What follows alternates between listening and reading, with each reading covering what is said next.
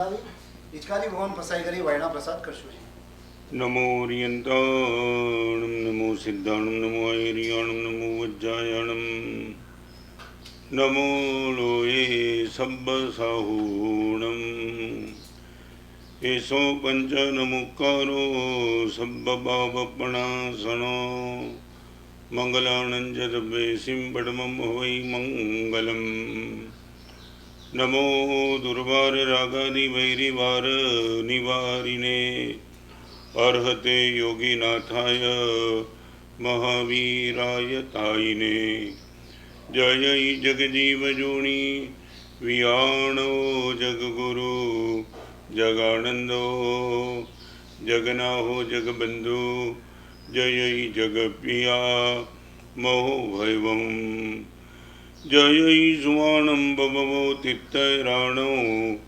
अपच्छिमो जय जय गुरुलोगाणो जय महप्पा महावीरो ओंकारं बिंदु संयुक्तं नित्यं ध्यायन्ति योगिनः कामदं मोक्षदं चैव ओंकाराय नमो नमः जय धरणेन्द्र नमो धिय पौमा वै पमुनि सेवी अपाय ओम क्लीं ब्रीं महासिद्धिं करे उसिरिपास जगनाहो अज्ञानतिमिरान्धानां ज्ञानाञ्जन शलाकया नेत्रमुन्मीलितं येन तस्मै श्री गुरवे नमः।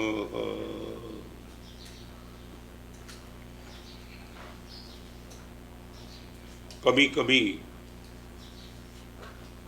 हम जीवन में इतने आगे निकल जाते फिर भी क्या पाने के लिए क्या छोड़ना चाहिए वो विज़न हमारे पास रोज बदलता रहता है। पहले एक गोल, मुझे क्या पाना है, मेरी अनुभूति क्या होनी चाहिए, पैसा पाना है कि प्रसन्नता की अनुभूति करनी है, पहले ये चेक करना पड़ेगा। हमारी परिभाषा में बोलते हैं सामायिक करना है तो समता पानी है, पूजा करना है तो प्रसन्नता पानी है। कभी कभी ऐसा लगता है कि हारने के बाद भी यदि आनंद आता है तो हारने के में भी मजा है। पहले एक हमारा गोल की what I would like to feel, 3 goal हो सकता है। मेरे पास क्या होना चाहिए, मुझे क्या करना चाहिए और मुझे क्या बनना चाहिए। आज उनको लेकर के गंभीर बात आपके सामने गलत टॉपिक को लेके आया हूं। LLB, आपको जो भी वो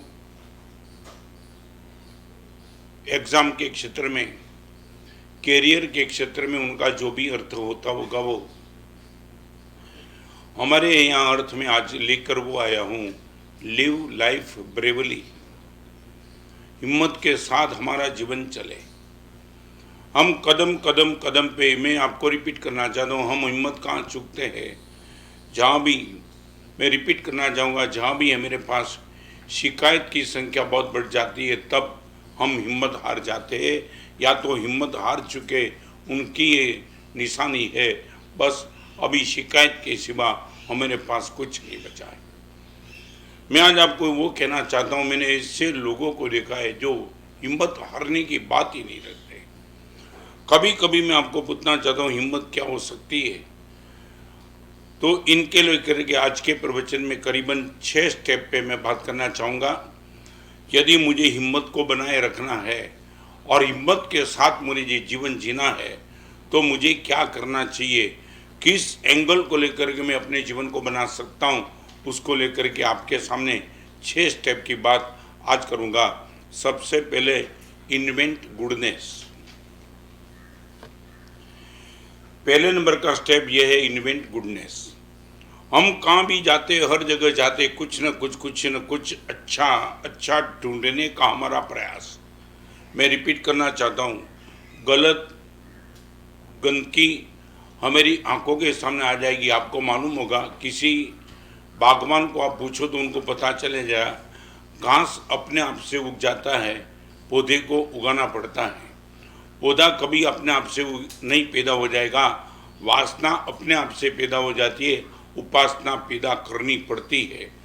कांटे को संभालने का प्रश्न आता नहीं, अपने आप से आता है, मगर पौधे को पैदा भी, गुलाब को पैदा भी करना पड़ता है और गुलाब को संभालना भी पड़ता है। मैं 3 बात आपसे पूछना चाहूँगा। वस्तु के क्षेत्र में आपकी इन्वेंट गुडनेस पक्की है। मैं रिपीट करूँ, आप घड़ी लेने के लिए, चश्मा लेने के लिए, सब्जी लेने, गेहूँ, चावल, गाड़ी, बंगला, फर्नीचर, कुछ भी लेने के लिए जाओ, वहाँ आप बिल्कुल पक्के हो कि अच्छी वस्तु मुझे चाहिए। मैं आपको इतना ही पूछना चाहता हूँ, वस्तु के क्षेत्र में तुम स्पष्ट हो, व्यक्ति के क्षेत्र में और परिस्थिति के क्षेत्र में तुम्हारी मानसिकता क्या है? मैं रिपीट करना चाहता हूँ, कोई भी व्यक्ति आपके परिचय में आवे, उसमें से कुछ गुडनेस खींचने का प्रयास। मैं आज एक छोटी सी रामायण की बात करना चाहूँगा ताकि पता चले आप सबके मुंह में, जो रामायण तुमने पढ़ी है उसको लेकर के मैं आपको बताना चाहता हूँ। कई एक नाम आपके मुंह में आ जाए, मन ऐसे ही आपके मन में कुछ एक गलत चित्र खड़ा हो जाएगा। अभी मैं वो बात बताना चाहता हूँ कि गुडनेस क्या हो सकती है। इन्वेंट गुडनेस, कई में भी अच्छा ढूंढना, वो बहुत बड़ी बात है। वो राम ही ढूंढ सकते, रावण नहीं ढूंढ सकता। मैं बताऊं, रावण ने राम में भी गलत सोचा, गलत देखा, और राम ने कई में भी अच्छा देखा। मैं क्या कहना चाहता हूँ, समझ गए? दुर्जन आदमी सज्जन में भी गलती निकालता है, और सज्जन आदमी दुर्जन में से भी कुछ अच्छी चीज मिलती है, वो ढूंढ के आपके सामने रखकर खड़ा कर देता है। और राम जंगल में जाने के लिए तैयार हो गए, तो जंगल में जाने के पहले उसको लगा माँ कई का आशीर्वाद ले लूं। तुम सोच सकते हो क्या, जिसके कहने से राम को जंगल में जाना पड़ा, उनका आशीर्वाद देने के लिए राम कई के पास आए, और कई का मुंह नीचा है। उनको मालूम है मैंने बहुत बड़ा अपराध कर दिया है, गिल्टी कॉन्शियस महसूस करिए, आंख नीची है। और राम कहते, माँ एक बात बताऊं, आप एक बार सोच लेना कि किस हाइट पर राम होंगे। राम ने कही कि माँ मेरे सामने तो देखो, आपने कुछ ऐसा गलत नहीं कर दिया, मगर मैं तो आपको ये कहने के लिए आया हूँ, जंगल में जाने के पहले एक बात मैं आपको कहने के लिए आया हूँ। जन्म देने वाली माँ भले ही कौशल्या रही, मगर पहले से मेरे मन में एक ऐसा ख्याल था कि भरत से ज्यादा आपका प्यार मेरे पर है। और माँ ये प्रूव हो गया, अपने पिताजी से ये कहा मैं जंगल में चले जाऊं, ये प्रूव हो गया कि भरत से ज्यादा प्यार आपका मेरे पर है। हम सोच नहीं सकते ऐसा कोई ढूंढ के निकाल सकता है ऐसी बात। तब कई कहती है कि राम बहुत अच्छे आदमी होते ने, वो घाव पे नमक नहीं छिड़कते। ऐसे भी तुम्हें दुखी हूं, पूरी अयोध्या मुझे तिरस्कार कर रही है, और तू ये कहने के लिए आया है जंगल में जाने के पहले कि भरत से ज्यादा प्यार तेरे पर है। माँ मैं व्यंग में नहीं बोलता हूं, मेरे नाभि से आवाज है कि माँ आज तक मैं ये मानता था सिर्फ कि कौशल्या से आपका प्यार मेरे पर ज्यादा है, मगर जो कल आपने तय कर दिया और पिताजी को कहने के बाद मुझे जंगल में भेजने का जो प्रयास किया, उससे तो पक्का हो गया। तब कई पूछती है क्या है। मैं आपको बताऊं, LLB लॉजिक का सब्जेक्ट है ना, लॉजिक का तर्क, ये लॉजिक यहाँ लगाओ। राम के बाद जो लॉजिक था वो लॉजिक LLB में नहीं आता है, और लिव लाइफ ब्रेवली उसमें ही तो आएगा। और राम ने कई को कहा माँ एक बात बताओ कैसे। मैं तुझे ही पूछना चाहता हूँ माँ, कि जिस पर हमारा प्रेम ज्यादा होता है उसको हम कम चिंता देते, जिस पर हमारा प्रेम ज्यादा होता है हम उनको फ्री कर देते, चिंता मुक्त कर देते। आप कोई चिंता मत करो। मैं आपको भी पूछना चाहता हूँ, गीतांजलि श्री संघ ने हमें विनंती कर दी, हम चातुर्मास आए, सब व्यवस्था गीतांजलि संघ ने कर दी, चिंता कुछ नहीं दी, कहाँ ठहरेंगे, गोचरी क्या करेंगे, सब इनकी जिम्मेदारी थी। आपके घर में आने वाले मेहमान को जब आप आमंत्रित करते हो तो चिंता उनको नहीं करनी है कि इस कमरे में ठहरूंगा, 3 दिन ठहरना है, बेड कैसी रहेगी, भोजन कब मिलेगा, कुछ नहीं आया। और इसके लिए उनको चिंता नहीं करनी पड़ती है क्योंकि आपका प्रेम ज़्यादा है। और कैकेयी को राम कहते कि माँ सच बताऊं, ये तो बराबर है ना कि जिस पर हमारा प्रेम ज्यादा होता है हम इनको चिंता कम देते। कैकेयी ने बोला बराबर है। तो माँ एक बात बताऊं, तूने भरत के लिए गद्दी मांग ली, तुझे मालूम है भरत जिस दिन गद्दी पे बैठा उस दिन उसको पूरी अयोध्या की चिंता करनी पड़ेगी। एक 50 आदमी का फैमिली को संभालने वाले को पता होता है कि कितनी जिम्मेदारी रहती है।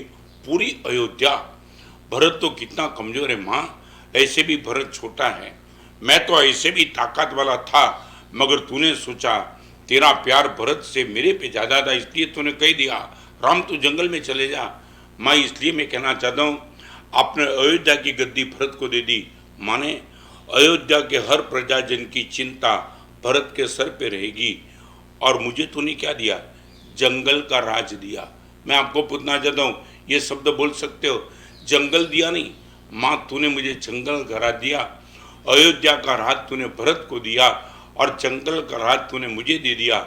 और माँ तुझे मालूम है मैं तो अकेला ही जाने वाला था, मगर जानकी ने आग्रह किया मैं भी आती हूँ आपके साथ, तो जानकी आएगी और एक लक्ष्मण।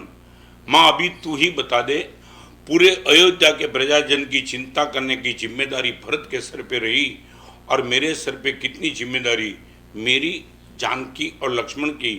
अयोध्या का राज भरत संभालेगा, बेचारा दुखी दुखी हो जाएगा, और जंगल के राज मुझे संभालना है, मैं तो एवरग्रीन रहूंगा। तो माँ यही कहता है कि भरत से तेरा प्यार मेरे पे ज्यादा है, इसलिए तूने मेरे लिए जंगल का राज तय किया और भरत के लिए अयोध्या का राज तय किया। सच बोलो, मैं पूछना चाहता हूं आपके पिताजी आपके साथ ऐसा करे? आपके पिताजी आपके साथ यदि ऐसा व्यवहार करे, आप ही आपके पिताजी को बोलेंगे ना कि पिताजी आपका प्यार मेरे पे ज्यादा था? फरी बार कही दूं, प्रेम ने विस्तरवानु सहजे सहेલું નથી। प्रेम ने विस्तारवानु सहजे सहेલું નથી। ब्रॉड स्प्रेड करना बहुत दिक्कत है, बहुत दिक्कत। बंगले को बड़ा करना आसान है, पैसे को बड़ा करना आसान है, प्रसिद्धि को बड़ा करना आसान है, कपड़े को बड़ा करना आसान है। प्रेम ने विस्तारवानु सहजे सहेલું નથી હોતું, नफरत ने नाथवानु पण बिल्कुल सहेલું નથી હોતું। प्रेम को बढ़ाना और नफरत को कम करना। मैं आपको पहले नंबर की बात करना चाहता हूं, यदि आप 100% चाहते हो, लिव लाइफ ब्रेवली, मर्दानगी के साथ तुम जीना चाहते हो, तो पहले नंबर की बात, कहीं भी जाओ, पहले नंबर में इन्वेंट गुडनेस। एक बार तो तुम प्रयास करो, 24 घंटे के लिए प्रयास करो। अब 24 घंटे के लिए प्रयास करो, मैं कहां भी जाऊंगा। आज देखो कई लोग ऐसे होते, रास्ते में भिखारी को देखते, तुम एक माहौल देखा है होगा, भिखारी भी गलत होंगे, मैं नहीं कहना चाहता हूं, तो व्यापारी भी सब ईमानदार नहीं है, तो भिखारी भी होंगे लुच्चे, मगर एक बुद्धि वाले लोगों ने एक मुहिम चलाई है, ऐसे भिखारी को देना, भिखारी को बढ़ावा देना, भिखारी को ऐसा करना वैसा करना, होगा हर जगह। एक बात बताऊं, बाजार में कोई भी असली चीज आती है तो नकली चीज आती ही है, 100% आएगी। 1000 की नोट, 2000 की नोट भी नकली आती है, तो भिखारी भी तो नकली रहेगा, व्यापारी भी नकली रहेगा। अरे आपको मालूम नहीं, हमारे वहां तो भगवान महावीर थे तब नकली तीर्थंकर भी था।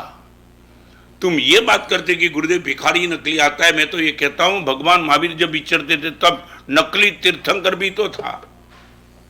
हर जगह असल के साथ नकल, असल के साथ नकल आती है, तो भिखारी को देखने के बाद तुम्हें कभी ये नहीं लगा कि may be possible he can be good. और एक भिखारी रास्ते पे जा रहा था, 45 की गर्मी,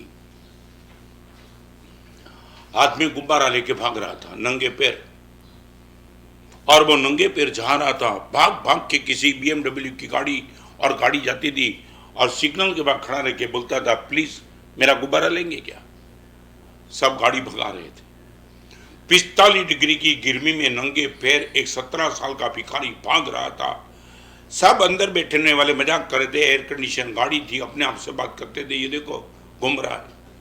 और मैं आपको बताना चाहता हूं, एक आदमी ने इस भिखारी को देखा, गाड़ी टर्न मार दी, गाड़ी पार्क कर दी, भिखारी को बुलाया, और भिखारी उम्मीद के साथ गया, सर गुब्बारा लेंगे? गुब्बारा नहीं लेना, चल इस शॉप में जूते की शॉप थी। भिखारी देखने लगा, 500 रुपये का जूता लेकर के भिखारी को बोला इस पैर में लगा दे, और भिखारी के माप का जूते में जूता आ गया और भिखारी की आंख में आंसू। जा अभी जा, गुब्बारा बेचना है ना? सर जाता तो हूं, मगर एक प्रश्न आपको पूछूं, क्या है? नहीं जाना है? गुब्बारा बेचने के लिए नहीं जाना है, मगर एक प्रश्न आपको पूछूं, क्या है? अब भगवान हो? शॉप? क्या बोला तुम? अब परम भगवान हो क्या? नहीं, मैं कैसे भगवान हो सकता हूं? अब भगवान नहीं भी होंगे तो भगवान के मित्र तो जरूर है। एक जूता तुझे दिला दिया तो उसमें तू बोलता है कि मैं भगवान का मित्र कैसे? सर एक बात बताऊं, कल रात को गद्दी में सोया था, नींद नहीं आती थी, झोपड़पट्टी में रहता हूं, पैर में इतनी गर्मी है, 4 दिन से 40 डिग्री गर्मी के बीच में गुब्बारा बेचता हूं, बड़ी मुश्किल से शाम तक 200 रुपया मिल जाता था, मगर ये पैर नहीं चलते, फूलने हो गए, फफोले हो गए। रात को सोने के पहले भगवान से मैंने विनती की थी, भगवान 2 साल के पहले तूने मेरे से पिताजी उठा लिए, पिताजी के जाने के बाद मां बीमार रहती और मेरे से छूटे 2 भाई हैं, एक भाई और बहन। 17 साल की उम्र में मेरे पे ये जिम्मेदारी आ चुकी है। भगवान, मैं एक बात बताना चाहता हूँ, भगवान पिताजी और माँ से जो संस्कार मिले ना, वो संस्कार के हिसाब से गलत कार्य करते करते तो पैसा नहीं लाना है। मैं भीख भी नहीं मांगने वाला हूँ और कोई गलत कार्य भी नहीं करना चाहता हूँ, मगर एक बात तो बताऊं भगवान, माँ को मैं खड़ा कर दूंगा और मेरे छोटे भाई और छोटी बहन की पढ़ाने की जिम्मेदारी भी मेरी है। भगवान रात को सोते वक्त मैं आपसे कहना चाहता हूं, भगवान को मैंने विनती की थी रात को सोते वक्त, भगवान जिंदगी पूरी हिम्मत के साथ चलाऊंगा, गरीबी भले आई मेरे पे, लिव लाइफ ब्रेवली। और ये भिखारी उनको बोलता है, बुट देने वाले को, कि मैंने भगवान से विनती की थी, भगवान कोई कमजोर नहीं हूं, कोई डर वाला नहीं हूं, करोड़पति हो गए दुनिया में तो मेरे जैसे भी है, तेरा भक्त हूं, मगर भगवान और तो मैं तुझसे कुछ नहीं मांगता हूं, मेरा गुब्बारा बेच जाए वो भी तो नहीं मांगता हूं, मगर भगवान इतना कहना चाहता हूं, यदि मेरे पे तेरी करुणा हुई, सही अर्थ में तू मुझे देखता और तुझे लगता है कि ये मेरा प्यारा बेटा गर्मी से मार खा रहा है, भगवान इतनी कृपा करना, कल मेरे पैर में गर्मी न लगे, ऐसी जो भी व्यवस्था तू कर सके वो कर देना। भगवान सच कहना चाहता हूं, यदि मेरा यकीन तेरे पर है तो मैं तुझे विनती करना चाहता हूं, मेरे पैर में गर्मी न लगे, 40 डिग्री के बीच में नंगे पैर घूमना पड़ता है, इसलिए मैं डिस्टर्ब हो जाता हूं। भगवान एक काम करना, तू आ जाना, और यदि सारी दुनिया के दुखों को दूर करने की तेरी जिम्मेदारी होने के हिसाब से भगवान तू यदि नहीं भी आ सकता है, किसी तेरे मित्र को भेज देना। ये 500 रुपए का शूज देने वाले के आंखों के सामने देख करके रोते रोते कहता है कि भगवान को मैंने रात को सोने के पहले विनती की थी, मैं तो 46 डिग्री के बीच में सिग्नल के पास भागते रहता था, मैंने सोचा भी नहीं था तुम आए, आपने गाड़ी पार्क कर दी, मुझे ऐसा लगा आप गुब्बारा लेंगे, आप तो मुझे शोकेश में ले गए ये जूते की दुकान में, और आपने मेरे पैर में 500 रुपए के बूट दे दिए, निश्चित तौर से आप भगवान के मित्र हो। वो लड़का चला गया, 500 का बूट देने वाला तार तार रो रहा है। जिंदगी में कभी मैं परमात्मा तो बन सकने वाला हूं नहीं, कहां मैं परमात्मा बन सकता हूं, मगर एक 500 रुपया किसी के आंसू को पहुंचने में भगवान का यदि मित्र बन सकता हूं, करोड़पति तो बहुत बार बन चुका हूं, मगर लड़के ने मेरे जीवन की आंख खोल दी है। किसी के आंख के आंसू पहुंचने के बाद, सिर्फ 200-500 रुपया देने के बाद यदि आप परमात्मा के मित्र बन सकते हो, मैं आज से निश्चित एक गोल तय करके बैठा हूं, मेरे जीवन का एक ही गोल रहेगा, I will be friend of my God, परमात्मा का मित्र बन के रहूंगा। उसी दिन से उसने चैरिटी शुरू कर दी। मैं आज आपको यह कहना चाहता हूं, ये कोरोना के माहौल में हजारों लोग ऐसे अपने आप से दुखी है, भगवान के मित्र बनने का आपका जबरदस्त मौका मिलता है। मैं ये कहना चाहता हूं, इस मौके का लाभ उठा देना। सामने वाला आपको बोलेगा या नहीं बोलेगा, मगर मैं खुद कहना चाहता हूं, भगवान के मैं रिपीट करना चाहता हूं, जो किसी का नहीं होता है उसका कोई कभी नहीं होता है। रिपीट करना चाहता हूं, जो किसी का नहीं होता है उनका कोई होने वाला नहीं है। जो सबका होता है उनका सब होकर ही तो रहता है। Invent good. पहले नंबर का स्टेप, लिव लाइफ ब्रेवली, हिम्मत के साथ जीना रखो।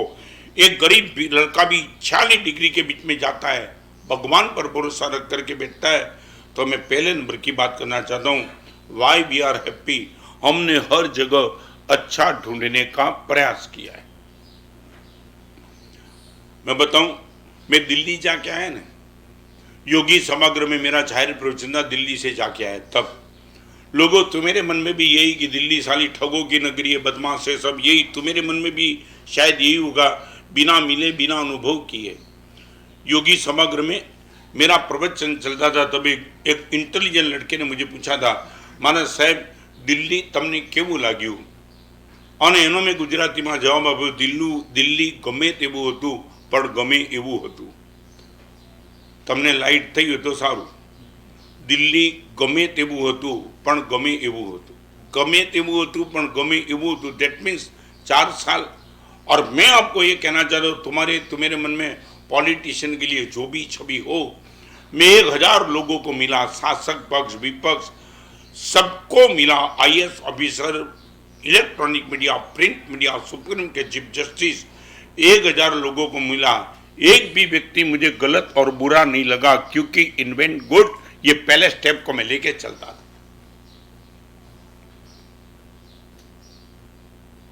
आप एक बार प्रयास करना, अच्छे को ढूंढने का आपका प्रयास। અને તમને ગુજરાતી ભાષામાં કહું, સારો માણસ શોધવા જશો નહીં મળે, માણસમાં સારું શોધવા જશો 100% મળશે। ફરીવાર કહી દઉં, સારો માણસ શોધવા જશો તો તમને કદાચ નહીં મળે, પણ માણસમાં તમે સારું શોધવા જશો 100% તમને મળીને જ રહેશે। માને पहले नंबर का स्टेप है इन्वेंट गुड। सेकंड नंबर का स्टेप इंप्रूव वीकनेस।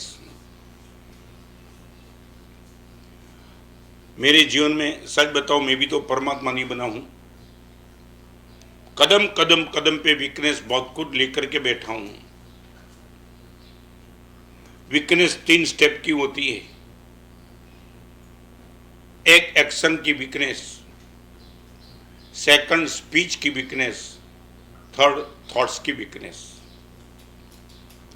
3 तरीके की वीकनेस हो सकती है, और मैं सचमुच अपनी वीकनेस को चेक करना चाहता हूं और इंप्रूव वीकनेस। दीक्षा के पहले दिन से आज तक 54 साल की उम्र में मैंने बहुत कुछ गलती करते चला, मगर गलती का रिपीटेशन न हो, इनका बहुत कुछ मैंने ध्यान रखा। और एक बात मैं कहूंगा आपको भी, 1 गलती, 2 गलती, 3 गलती, 50 गलती करने के बाद जिंदगी भर याद रखना इस कोटेशन, आपकी गलती को माफ करने वाला कितना भी उदार होगा, मगर गलती का रिपीटेशन आपको कमजोर करता चलेगा।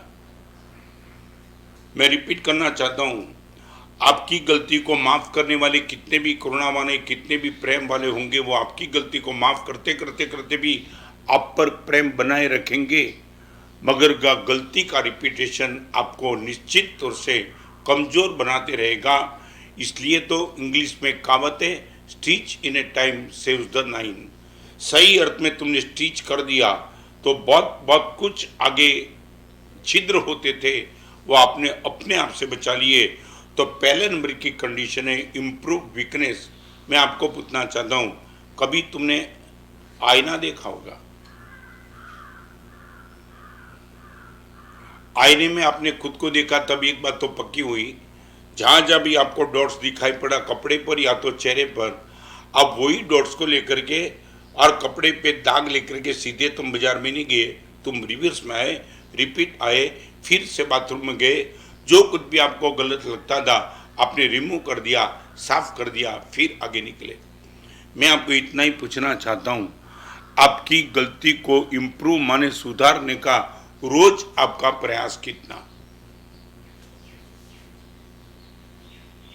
एक बात याद रखो, गुजराती में एक सरस मजानी, तुमने भी बहुत बार सुना होगा, मगर आज फिर से मैं कहना चाहता हूं, अर्धा भरेला ग्लास नो खाली भाग जोया कर्यो। अर्धा भरेला ग्लास नो खाली भाग जोया कर्यो અને ભરેલાનું સૂપ ઢોળી નાખ્યું। અડધા ભરેલા ગ્લાસનો ખાલી ભાગ જ જોયા કર્યો અને ભરેલાનું સૂપ ઢોળી નાખ્યું। मान लिया आधा ही ग्लास था तो पुण्य कमजोर है, मेरा भी कमजोर है, कई का किसी की आंख अच्छी है, किसी के कान अच्छे, किसी के पैर अच्छे है, किसी का पेट अच्छा है, किसी का बिजनेस अच्छा है, किसी की पत्नी अच्छी, किसी का बेटा अच्छा है, किसी का शरीर अच्छा है, किसी का बिजनेस, सबको तो सब कुछ बराबर नहीं है, हर जगह कुछ न कुछ कमी तो है। तो मैं सिर्फ इतना ही कहना चाहता हूँ, आपकी कमजोरी को रोज थोड़ी इंप्रूव करने का प्रयास करो। थोड़ा आप इतना करो कि गुरुदेव कल जितना था इससे आज थोड़ा मेरा कम हो गया। आज की एक युवती थी, नई जनरेशन एक जबरदस्त माहौल बना के आई है, अच्छी भी है। एक युवती को, गर्ल्स कॉलेज में पढ़ने वाली युवती को उसके मैडम ने पूछा कि महाभारत का प्रसंग तुमने सुना है? तो क्या सुना है, कौन सा? वो लड़की ने बता दिया, मैडम ने बता दिया कि जब गांधारी की शादी हुई और पहली बार धृतराष्ट्र के सामने खड़ी हुई, तब उनको पता चला कि मेरा पति तो प्रज्ञाचक्षु है, अंधा है। और गांधारी ने जिंदगी भर अपने आंखों पे पट्टी बांध ली और उसको लगा जो चीज मेरा पति नहीं देख सकता है वो मैं कैसे देख सकूं। मान लिया वो जमाने की एक सत्य की व्याख्या होगी, मगर अभी मैडम इस नई जनरेशन को पूछती है, इस गर्ल को, कि महाभारत के प्रसंग में धृतराष्ट्र के प्रज्ञाचक्षु को देख करके गांधारी ने अपनी आंखों पे पट्टी लगा दी थी। यदि यही प्रसंग आपके जिन में रिपीट हुआ, आप क्या करते? आप भी क्या आंखों पे पट्टी लगा देती? एक बात बताना चाहता हूं, याद रखना, समस्या नहीं है तो समाधान नया ही चाहिए। मैं रिपीट करना चाहता हूं, समस्या यदि नहीं है तो पुराने समाधान से नई समस्या कभी सुलझेगी नहीं।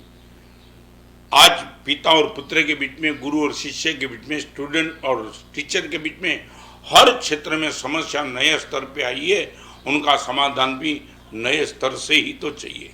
वही पुराना समाधान लेकर के तुम बैठे मजाक का कारण बनेंगे आपके ही खुद के। मैं बताना चाहता हूं, भगवान महावीर के समय में एक समय था कि विहार करने वाले मुनि भगवान जंगल में रहते थे। 500 मुनि भगवान जंगल में रहते थे, गोचरी बैठने के लिए शहर में आते थे, बाकी रहना वहां था। आज सब माहौल बदल गया, आज के माहौल में जंगल में रहने की बात ही नहीं बची। तो माने द्रव्य क्षेत्र काल भाव को लेकर के हमने भी परिवर्तन किया है। आपसे भी मैं कहना चाहता हूं, समय के साथ अपने को बदलने का प्रयास नहीं करेगा, समय तो चलता रहेगा, वो पीछे चला जाएगा। और ये मैडम ने जब लड़की को पूछा कि तुम्हारा पति पता चल गया अंधा है तो तुम क्या करेंगी, आप भी आंख पे पट्टी बांधेगी? और वो लड़की ने सैकड़ों कॉलेजियन लड़की के बीच में जवाब दिया, मैडम वो महाभारत का जमाना गया। सबको लगा कि डाइवोर्स ले लेगी, सबको ये लगा कि यही जवाब देंगी, मैं तो डाइवोर्स ले लूंगी, मगर किसी ने नहीं सोचा था ऐसा जवाब वो लड़की ने दे दिया। सर, यदि मुझे पता चले, मैडम यदि मुझे पता चले मेरा हो चुका हुआ पति ब्लाइंड है तो मैं एक काम करूंगी। गांधारी ने वो सोचा था, धृतराष्ट्र जो देख नहीं पाएगा वो देख मैं भी नहीं लूंगी। मैं मैडम ये सोचूंगी, मैं जो देखती हूँ मेरे पति को निश्चित तौर से दिखा के ही रहूंगी। मेरी 2 आंख में से एक आंख मेरे पति को दे दूंगी, मैं भी देखूंगी, वो भी देखेगा। Second number, improve your weakness. और सबसे बड़ी बात तो ये है, मेरे वीकनेस का मुझे 100% पता चलता है। कई गलती, पागल हूं, नशा किया है तो बात छोड़ो, बाकी यदि हम लिटरली मैच्योर है तो आपको एक बात करना चाहता हूं, आप एक काम करेंगे, कम से कम आपकी प्रकृति की वीकनेस को चैलेंज करो। मैं रिपीट करना चाहता हूं, आप यदि शुरुआत करना चाहते हो कहीं से भी, तो आपकी प्रकृति, यदि आपको लगता है कि गुरुदेव मेरी प्रकृति, और प्रकृति 2 तरह की गलत होती है, 2 तरह की प्रकृति गलत, प्रतिक्रिया की और प्रतिकार की। आंखों के सामने रख देना, प्रतिकार और प्रतिक्रिया, 2 गलती आपके जीवन को डिस्टर्ब करती रहेगी, प्रतिक्रिया और प्रतिकार। आप पूछेंगे व्हाट इज द डिफरेंस गुरुदेव, प्रतिक्रिया और प्रतिकार का डिफरेंस क्या? एक छोटी सी बात, आपको किसी ने कुछ बोल दिया और सीधा तुमने जवाब दिया, ये प्रतिक्रिया। और आपके टेबल पे चाय रखी, चाय आपने लगा दी, एक घूंट लिया और पता चला शक्कर नहीं थी, ये प्रतिकार, ये नहीं चलेगी चाय। प्रतिक्रिया और प्रतिकार, ये मेरी प्रकृति बहुत गलत है, बहुत गलत, मुझे 100% अप्रिय बना देगी। If you would like to improve your weakness, एक काम करो, प्रतिक्रिया और प्रतिकार से थोड़ा ऊपर उठो। एक काम नहीं कर सकते क्या? एक बार बिना शक्कर की चाय या ठंडी चाय पूरी पीने के बाद आप यदि बोल सको, अगले टाइम से थोड़ी चाय ठीक बनाना। मैं पूछना चाहता हूं, तुम ये 2 मिनट के लिए इतना माहौल बिगाड़ते हो, तुम्हें कई लोग मुझे पूछते हैं कि गुरुदेव हम कहाँ टूटते हैं? बस हम यहाँ टूटते, 1 मिनट में प्रतिक्रिया और प्रतिकार। यदि तुमने ये नहीं किया, आपको मालूम होगा अर्जुन ने भी प्रतिक्रिया की थी, नहीं इनके सामने मैं लड़ नहीं सकता हूँ। कृष्ण ने कहा शांति रख, मैं सब कुछ बात बताना चाहता हूँ। और धीरे धीरे अर्जुन सब कुछ ठीक हो गया और विषाद युग में से अर्जुन बाहर निकल गया। फिर क्या हुआ वो सब आपको पता है, और मैं आपको बताना चाहूंगा, एक्शन में बदलाव नहीं आएगा तो भी तुम परिवार प्रिय बने रहेंगे। स्पीच में बदलाव कंपलसरी, थॉट्स में बदलाव नहीं भी आएगा चलेगा, मगर बीच में रहा स्पीच, आपकी मुंह में से निकलने वाले जो शब्द, यदि उसमें तुमने बदलाव नहीं लाया तो तुम परिवार प्रिय बनना, लोकप्रिय बनना नेक्स्ट टू इम्पॉसिबल। तो सेकंड नंबर का step, improve your weakness.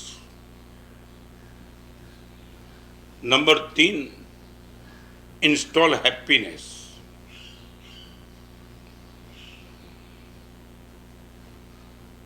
Install माने जैसे भगवान की प्रतिष्ठा मंदिर में करते, आपको मालूम है भगवान का प्रवेश हो गया काम नहीं बन जाता है। गर्भगृह में भगवान का तुमने प्रवेश करा दिया, मगर जब तक भगवान की स्थिर प्रतिष्ठा नहीं होगी तब तक आपको मालूम होगा। मैं 2 प्रश्न आपको पूछना चाहता हूं। भगवान के मंदिर में तुम गए होगे, आपने अखंड दीपक भी देखा होगा, अखंड दीपक शायद देखा होगा। गर्भगृह के कोने में एक जगह दीपक होता है, जाली बंद होती है, जाली होती है, और वहाँ जो दीपक जलता है उनको हम अखंड दीपक बोलते हैं। और मंदिर में जाकर के जो भंडार होता है उन पर जो दीपक होता है हम उनको दीपक बोलते हैं, अखंड दीपक नहीं बोलते। I would like to ask you what is the definition, और दीपक और अखंड दीपक के बीच की डेफिनेशन क्या है? सच बताओ, तुम मेरे सामने नहीं हो, बाकी आप मेरे सामने होते तो तुम बोल देते गुरुदेव जिंदगी भर तक चलेगा, जिंदगी भर तक, हजारों साल तक जो चलता रहेगा उनको अखंड दीपक कहा जाता है। और ये जो भंडार पे रहा वो चालू दीपक नहीं। अखंड दीपक की डेफिनेशन तुमने जो की वो नहीं है, वो डेफिनेशन ये है कि कभी भी बूझ सकने वाले दीपक को हम बुझाना कभी नहीं चाहेंगे, वो है अखंड दीपक। मैं रिपीट करना चाहता हूँ, कभी न बुझे वो अखंड दीपक नहीं है, मगर हवा की लहर से, घी की कमी से कभी भी ये दीपक बुझ सकता है। हम गुरुदेव ऐसी व्यवस्था उनको करेंगे ताकि वो अखंड दीपक बना रहे, हवा आएगी नहीं, घी कम होएगा नहीं, कोने में रखेंगे ताकि इनका प्रकाश गर्भगृह में हमेशा बना रहे। I would like to ask you, आपकी हैप्पीनेस अखंड दीपक जैसी के भंडार पे रहा हुआ दीपक जैसी, आपकी हैप्पीनेस का स्टैंडर्ड क्या? अखंड दीपक, गुरुदेव अखंड हैप्पीनेस। चाहे दुनिया ऊपर से नीचे हो जाए, मेरी हैप्पीनेस को चैलेंज करने की, डिस्टर्ब करने की किसके बाप की ताकत नहीं। और ये भंडार पे रहा हुआ दीपक कोई भी छेड़छाड़ कर देता है, कभी घी कम हो गया, कभी थोड़ी हवा आई और दीपक गया, भले ही आप रिपीट में बुझा पाएंगे। आज मैं जो बात करना चाहूँ, इंस्टॉल हैप्पीनेस, वो है अखंड हैप्पीनेस। और यही तो मुनि जीवन की और आपके जीवन की ताकत। और आपने देखा होगा, कभी भी पैसे वाले ने कभी सुसाइड किया होगा, प्रसन्न आदमी ने कभी सुसाइड नहीं किया। पैसा वाला कभी डिप्रेशन में आया होगा, प्रसन्न आदमी कभी डिप्रेशन में आया ही नहीं होगा। आपकी हैप्पीनेस का राज अखंड दीपक की, एक बार तय कर लो। मैं रिपीट करना चाहता हूं, दीपक कभी बुझेगा नहीं, वो अखंड दीपक नहीं है। दीपक को कभी बुझने देना नहीं है, वो अखंड दीपक है। हैप्पीनेस कोई आसमान से नहीं आती। यदि आप अखंड दीपक, आपकी अखंड हैप्पीनेस आप बनाना चाहते हो, तो एक थोड़ा सा स्लोगन गुजराती भाषा में याद रखो। जे थयु ते थयु, जे थयु ते थयु अने जे गयु ते गयु, जे थयु ते थयु, जे गयु ते गयु, जे नथी ते नथी। 3 स्लोगन, जे थयु ते थयु, जे गयु ते गयु, जे नथी ते नथी। आ वास्तविकतानो स्वीकार करवानी समझण अने शक्ति हे भगवान मारा हृदय ने तमे आपो। फिर से रिपीट करना चाहता हूं, जे थयु ते थयु, जे गयु ते गयु, जे नथी ते नथी। आ वास्तविकतानो स्वीकार करवानी समझण अने शक्ति हे प्रभु मारा गभरू हृदय ने तमे आपो।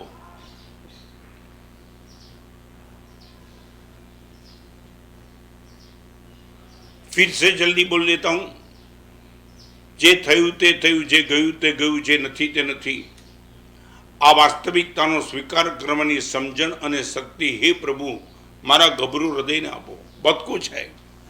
हैप्पीनेस कब डिस्टर्ब होती है? हम ये कहते हैं ये नहीं होना था, ये क्या हो गया, ये क्या तूने कर दिया, ये क्या हो गया, बस पूरी जिंदगी भर तक इसमें उलझे और वो उलझन हमारी हैप्पीनेस को डिस्टर्ब करती है। जे थयु ते थयु, जे गयु ते गयु। अब एक काम तो करो, एक काम तो करो जो पॉसिबल है आपके लिए, 1 मिनट में पॉसिबल। चलो एक काम कर सकते हो, कभी प्रवचन में तुम आए और प्रवचन में आने के बाद आपके चप्पल कोई उठा के ले गए, मान लिया, और तुम करोड़पति आदमी हो। मैं रिपीट कमेंट नहीं करना चाहूंगा क्योंकि सब्जेक्ट पूरा करना है। आपके चप्पल को उठा गया, आप एक काम कर सकते हो, प्रवचन के बाद कोई भी आदमी आपको मिले, आपके चप्पल प्रवचन में गए, वो आप कब किसी को बोलेंगे नहीं। सर बोलो तू मेरे पास इतनी भी ताकत नहीं है, जे गयु ते गयु, ये पण नहीं, चप्पल गया पण पाजी चप्पल गया 2 मिनिट माने 500 રૂપિયાના ગયા અને તમે 5 લાખ રૂપિયાનો સમય તમે ગુમાવી દો। જે મળ્યો ને પ્રવચનમાં સાલા બધા ચોર ભેગા થાય, क्या लेकर के बैठे, इतना तो कर दो। जे थयु ते थयु, जे गयु ते गयु, जे नथी ते नथी। मेरे पास भी बहुत कुछ नहीं है, क्या गया क्या हुआ हमने देखा ही। कोरोना के माहौल में 6 महीने से बहुत कुछ हमने भी तो देख लिया। एक चातुर्मास का जो भव्यता माहौल है, कोई समझ में नहीं आता कि चातुर्मास चल रहा है। ये माहौल में तो क्या क्या कमाल हो जाती है। पूरे हिंदुस्तान के संग में दानशील तप और भाव की गंगा बहती है, कुछ नहीं है बचा है। नॉर्मल स्थिति में साधर्मिक स्थिति जो भी थी, वो आज क्या स्थिति आ चुकी है। तो मैं आपको ये कहना चाहता हूं, अखंड इंस्टॉल हैप्पीनेस हम मर्दानगी के साथ जीते। कई लोग मेरे पास भी आते हैं। मैं बताऊं एक छोटी सी बात, कभी कभी किताब की छपाई होती है ना, प्रेस वाला किताब जब मेरे पास लाता है ना, चाहे कितनी भी वो बिल्कुल अलर्टनेस के साथ किताब का बाइंडिंग किया, कहीं थोड़ी कमजोरी रह जाती, मैं भी पॉसिबल। तो मेरे आजू बाजू वाले बोलते गुरुदेव बाइंडिंग कमजोर है। बोला अभी क्या करे, 15,000 किताब रिपीट करे क्या? नहीं नहीं गुरुदेव होगा कुछ नहीं। मैं बोला एक काम करो, ये किताब को हम स्वीकार कर लेते प्रसन्नता के साथ, और फिर प्रेस वाले को बोल देंगे आने वाली किताब में थोड़ा ध्यान रखना, दैट्स ऑल। आप इतना तो कर दो, जे थयु ते थयु, जे गयु ते गयु, जे नथी ते नथी। मैं रिपीट करना, 3 स्लोगन आंखों के सामने रखो, जे थयु ते थयु।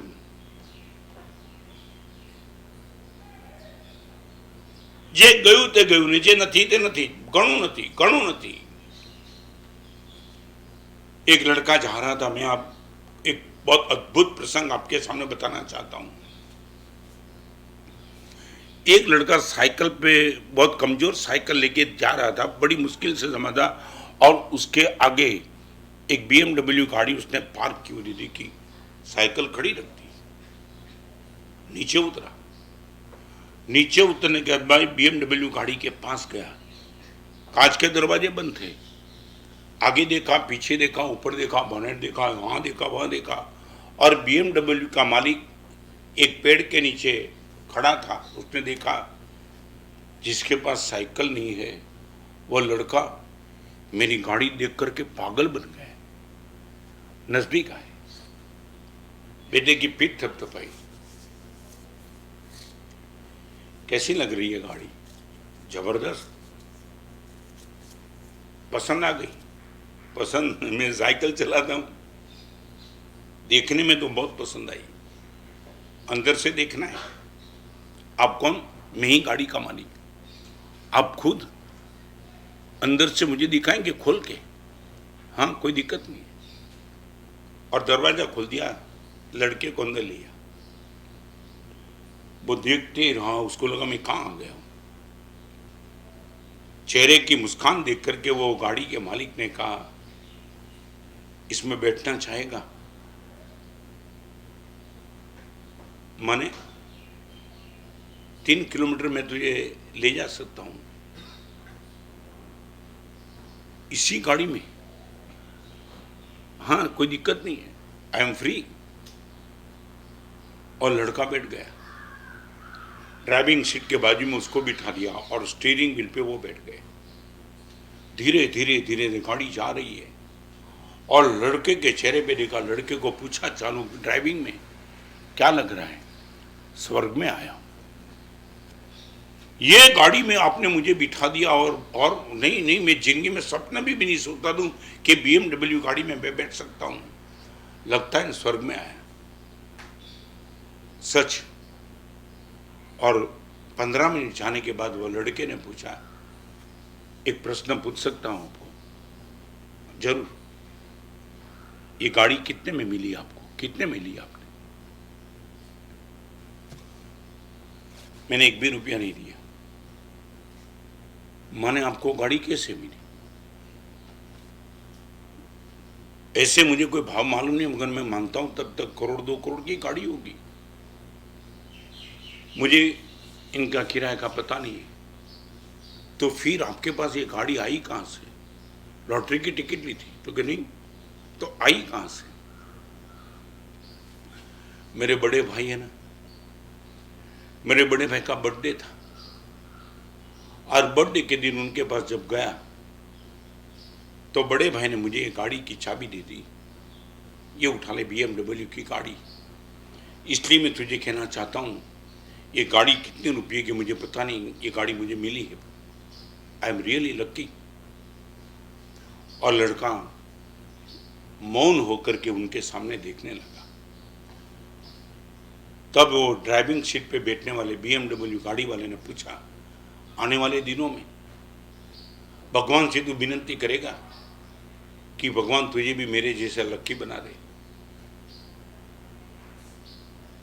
उनको लगा हाँ ही बोल देगा। लड़के ने बोला नहीं नहीं, मैं प्रभु से विनती, आप जो कहते वो तो विनती 100% नहीं करूंगा,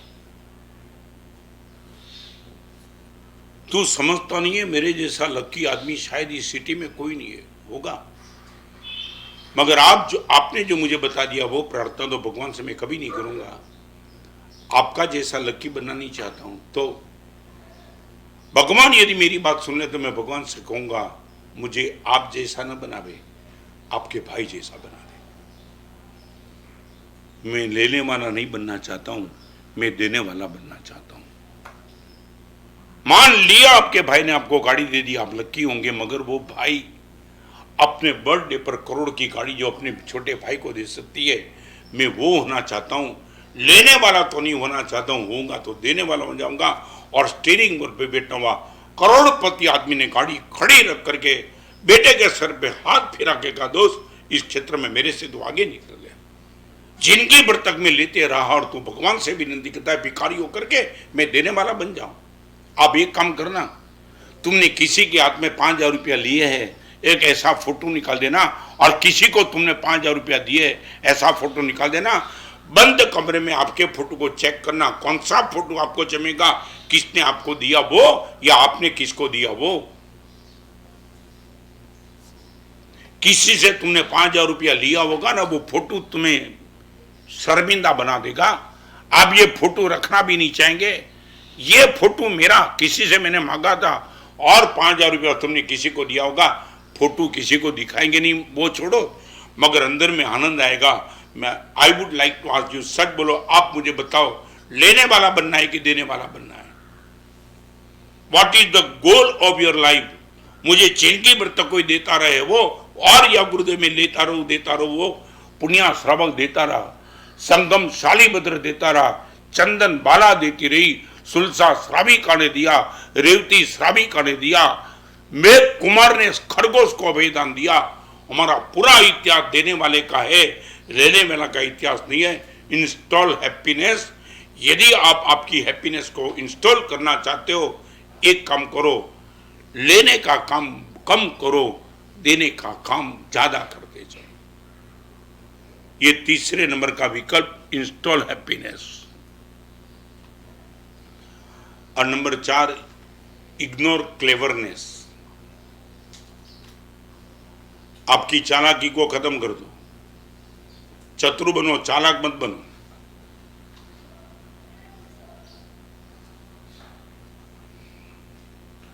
हर एक के अंदर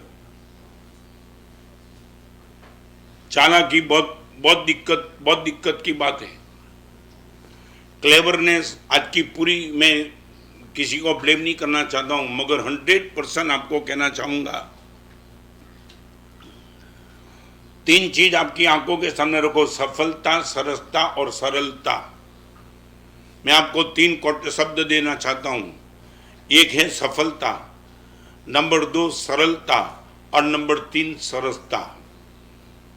चतुर चालाक आदमी के पास सफलता तो आ सकती है, मगर वो सरसता और वो सरलता बहुत बड़ी चैलेंज मेरे और आपके लिए हो सकती है। भगवान मुझे ये मेरी क्लेवरनेस को खत्म करो। तुम जिन शासन में अभी तक तुमने प्रवेश नहीं किया, हमारे वहाँ भगवान के शासन में प्रवेश करने के बाद भी भगवान के शासन के सामने बगावत करने वाले वही थे जो क्लेवर बन चुके थे।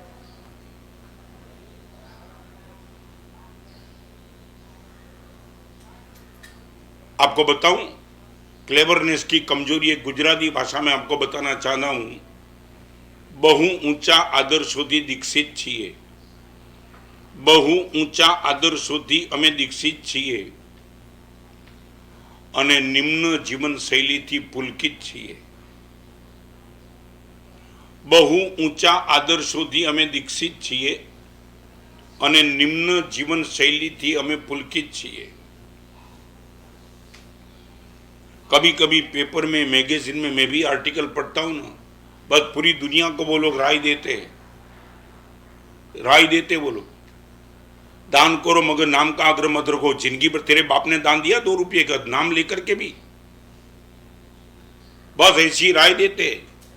आप दान दो मगर आपके नाम का आग्रह मत रखो। नाम का आग्रह के दान दिया तो तुम्हारा सब खत्म हो जाएगा। मगर एक बात तू पहले तो कर, तूने जिंदगी में कभी नाम के बिना दान कितना किया? कुछ करना लेना देना मैं रिपीट करना चाहता हूं। बहु ऊंचा आदर्शोदय दीक्षित છીએ। बात करेगा तो राम की गिरागा, रावण से भी भयंकर जीवन होगा इनका। बात करेगा कृष्ण की, और दुर्योधन का बाप बन के बैठता होगा। ब्रह्मचर्य की बात करेगा, व्यभिचार एक नंबर का रहेगा। बात करिए ऊंचा आदर्शोदय दीक्षित છીએ અને નિમ્ન જીવન શૈલીથી પુલકિત છીએ। गंदी जीवन शैली, गंदी विचार शैली, सामने वालों को क्लच में डाल देना, हैरान कर देना, तूफान कर देना, और पेपर में आर्टिकल लिखना है। मैं कभी कभी आर्टिकल पढ़ता हूँ ना, तब मुनि जीवन है और तो क्या करूं, मगर कभी कभी लगता है कि ये लोग इनके इंटीरियर जीवन में तो तुम प्रवेश करो तब पता चले। मैंने ऐसे आदमी को देखा है जिसने चप्पल चोरने वाले को रास्ते पे इतना मारा था, और वो आदमी ने आर्टिकल लिखा था, सारे जगत के जीव के प्रति प्रेम करो। रामखोर तू ये बोलता है? आज के बुद्धिजीवी वर्ग ने बस ये ठान लिया। और सबसे बड़ी बात बताना चाहता हूं, ये क्लेवर लोग ने मॉरल को, कल्चर्स को, प्रीचर को गाली दी, वही ऐसी बात करने वाले को भी गाली दी। आप देखो, कोई मुनि भगवान के पास, उनको तो सब मुनि दम्भी लगते। ये सब साधु ने देश को कमजोर बना दिया। वो क्या क्या आर्टिकल लिखते हैं, उनको मालूम नहीं कि क्या क्या एक साधु की साधुता क्या काम कर सकती है। मैं बड़ी वेदना से आपको कहना चाहता हूं, मैं खुद के जीवन के लिए भी आपको दावा के साथ कहना चाहता हूं, जाहिर में बोलता हूं, खानगी में मेरे जीवन में भी कुछ आपको गलत दिखे, उसी टाइम मुझे छोड़ देना। ऊंचा आदर्शोदय दीक्षित છીએ, निम्न जीवन शैली थी पुलकित છીએ। जिसने अपने लिपमैन को कभी बुलाया नहीं, जिसने अपने वॉचमैन को कभी बुलाया नहीं, जिसने अपने घर में काम करने वाले को कभी पूछा नहीं कि तेरे बेटे की क्या हालत है, तेरे बेटे का। मैं आपको पूछना चाहता हूं, मेरे प्रवचन सुनने वाले आप सबको, आपके घर में, आपकी दुकान में काम करने वाले नौकर का बर्थडे तुमने कभी पूछा है? ओनली बर्थडे पूछा है? दोस्त, तेरा बर्थडे कब? आपकी दुकान में नौकर में काम करने वाले नौकर को 1 महीने के बाद तुमने कभी सैलरी के साथ मिठाई का पैकेट कभी दिया? दोस्त, हर महीने मेरी ओर से मिठाई का पैकेट ले जाना। ये तूने काम किया, उनकी सैलरी, मगर मेरी दुकान में काम करने के बाद मैं भी तेरे से करोड़पति बन चुका हूं। इसकी धन्यवाद के लिए मेरी ओर से तुझे मिठाई का पैकेट तुमने कितनी बार दिया? मुझे करोड़ का डोनेशन देने वाले को मैं पूछना चाहता हूं, तुमने ये प्रयोग, ये प्रयास तुमने अभी तक कितनी बार किया? आप एक काम करेंगे, वर्षों पहले मैंने जब पहली किताब नहीं लिखी थी तब की बात बताना चाहता हूं। मैं आपको कहना चाहता हूं कि क्या ताकत तुम्हारे पास होनी चाहिए। प्लीज इग्नोर क्लेवरनेस, तुम्हारी अक्ल को गिरो रख दो। ऊंचा आदर्शोदय दीक्षित છીએ, निम्न जीवन शैली थी पुलकित છીએ। अंदर पूछो आनंद किसका? रास्ते में चलती हुई लड़की के सामने देख करके अंदर से पागल बनने वाला आदमी ये आदर्श की बात करता है? वर्षों पहले सूरत में मेरी शिविर चलती थी, गुरुदेव भुवन भानुसिंह के पावन निश्रा में, और शिविर में 1600 लड़के थे। वो टाइम शिविर में कोई बहन नहीं आती थी। और एक दिन मैंने ऑफर रख दी, आपकी ऑफिस में डायमंड बाजार में काम करने वाले जितने भी नौकर हैं उनकी सैलरी, आप एक बार उनको पूछो कि सैलरी से तुझे संतुष्टि है क्या? वो फिर कभी बात करूंगा, मगर मैं जल्दी इस सब्जेक्ट पर आ जाता हूं। और एक लड़का डायमंड बाजार में काम करने वाला मेरे पास आया, गुरुदेव ये मेरे वहां काम करने वाले 40 लोग, इनका लिस्ट आपके सामने है और इनकी सैलरी मैंने लिखी है, आप जो भी फिगर करेंगे जिनकी पर सैलरी उनकी वही रहेगी। मैंने बोला मुनि जीवन में मैं फिगर नहीं रखता हूं, मगर गुरुदेव मैं सच बताऊं, आई एम रिच, और उन लोगों के हिसाब से गुरुदेव मेरा डायमंड बाजार में मेरा नाम है। आपको जो भी ठीक लगे वो सैलरी आप बोल दो, आप लिखो नहीं तो कुछ नहीं, मगर सैलरी का फिगर बोल दो, मैं कर देता हूं। मैं आपको बोलना चाहता हूं, बड़ा प्यारा लड़का था, इनकी आंख में आंसू थे। गुरुदेव पहली बार जिंदगी में मुझे मौका मिला, आपने मुझे कहा तो पहली बार पता चला कि ये भी तो एक काम है। और मैंने जो भी सैलरी बता दी वो सैलरी सबकी कंफर्म कर दी। और अभी बताना चाहता हूँ, वहाँ जाकर के उसने बात बताई कि गुरुदेव के कहने से मैंने आप सबकी सैलरी बढ़ाई। वो 20 लोग बैंड बाजा के साथ हार लेकर के मुझे पहनाने के लिए आए थे, उनको मालूम नहीं था मैं हार नहीं पहनता हूँ। वो इतने रो रहे थे, गुरुदेव क्या सेठ ने कमाल कर दी, इतनी सैलरी हमने कभी सुनी नहीं। और अभी आगे की बात सुनो, आगे की बात मैं आपको भी एक प्रयोग करने के लिए देना चाहता हूं। आपके बेटे की शादी, बेटी की शादी, आपके घर में कोई भी काम हो और उसके लिए तुमने भोजन समारोह जो भी किया हो, मगर एक काम करेंगे, आपके घर में, दुकान में, ऑफिस में, फैक्ट्री में काम करने वाले जितने भी लोग हैं, ओनली फॉर देम, उनको सपरिवार एक बार आपके घर भोजन के लिए बुलाओ। कोई पर्पस नहीं, सिर्फ उनका ही परिवार आएगा और वो परिवार भोजन के लिए बैठेगा और आप इनको परोसेंगे।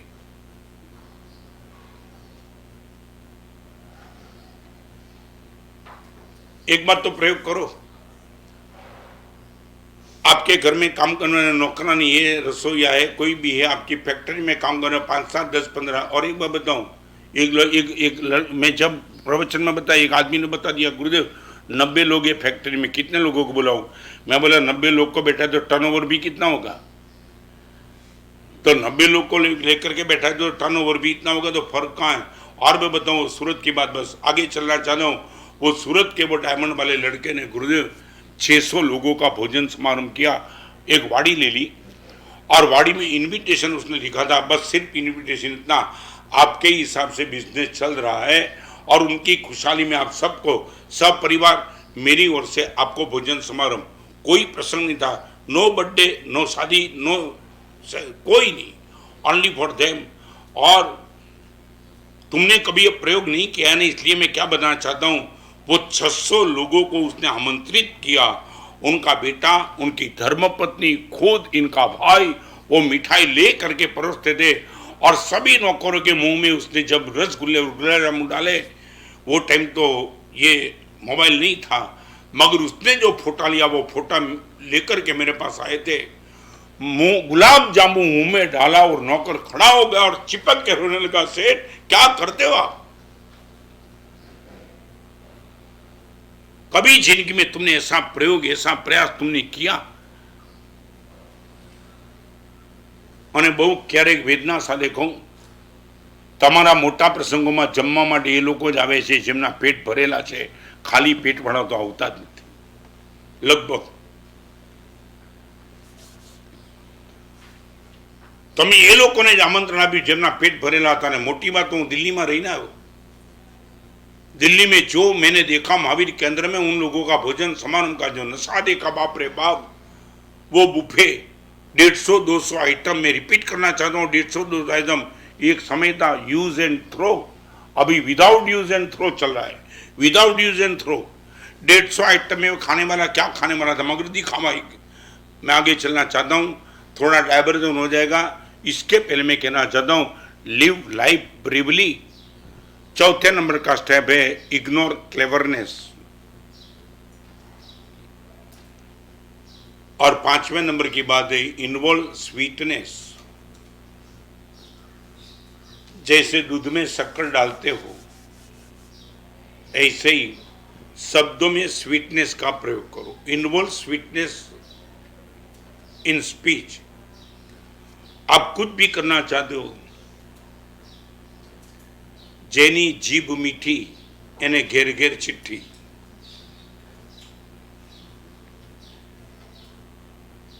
जेनी जीभ मीठी एने घेर घेर चिट्ठी, अने जेनी जीभ वेरी एनो आखो मलग वेरी। जेनी जीभ मीठी एने घेर घेर चिट्ठी, जेनी जीभ झेरी एनो आखो मलग वेरी, आखो मलग। एक आदमी रास्ते से जा रहा था, उसके अपने मित्र को पूछा, यार सिगरेट पीना है तो पी ले। उसने बोला माचिस नहीं है। नहीं है? नहीं, लाइटर लगा दे। दोनों हाथ डाल दे जेब में, लाइटर भी भूल गया। लाइटर भी नहीं है, माचिस भी नहीं है, और सिगरेट की तलब इतनी जबरदस्त है, पीना तो पड़ेगा ही। तब देख, आपको मालूम है, सामने से एक आदमी आ रहा था, उसने बोला वो आदमी आया ना, उनकी जबान पे लगा दे, सिगरेट जल जाएगी। तुम नहीं समझे, ये जो आदमी आ रहा है उनकी जबान पे लगा दे, सिगरेट जल जाएगी। उसने बोला जबान से सिगरेट जलती है? उसने बोला कितने परिवार को जला दिया। उसने बोलते बोलते तेरी सिगरेट नहीं जलेगी क्या? I would like to ask you, कम से कम आपके परिवार के साथ, फ्रेंड के साथ यदि आपकी जबान में इन्वॉल्व स्वीटनेस, एक बात તમને યાદ કરી દઉં, શબ્દ મૌન હોય છે, અર્થને બોલતા આપણે કરવાના છે. શબ્દ હંમેશા મૌન હોય છે, અર્થને બોલતા કરવાના છે આપણે. હજી એક ગુજરાતીમાં આવી જ એક વાત, શબ્દોએ મને સુવડાવી દીધો પણ અર્થે મને સુવા ન દીધો. क्या कमाल की बात, शब्द ने तो मुझे सुला दिया, शब्द तो मैंने सुवड़ावी दीधो पण अर्थे मैंने सुवा न दीधो. यही प्रवचन का इंटरप्रिटेशन तुम करेंगे, तुम सो नहीं पाएंगे कि गुरुदेव ने क्या बता दिया. आज इंस्टॉल हैप्पीनेस, जे थयु ते गयु थयु, जे गयु ते गयु, जे नथी तो नथी. आ वास्तविकतानो स्वीकार करनी समझण ने शक्ति प्रभु मारा गभरू हृदय ने आपो. रात को सोने के पहले एक बार तो चेक करो, मेरी हैप्पीनेस को ये सब डिस्टर्ब करता है. मैं बताऊं, यदि शिकायत करनी है तो मेरे पास भी बहुत कुछ है.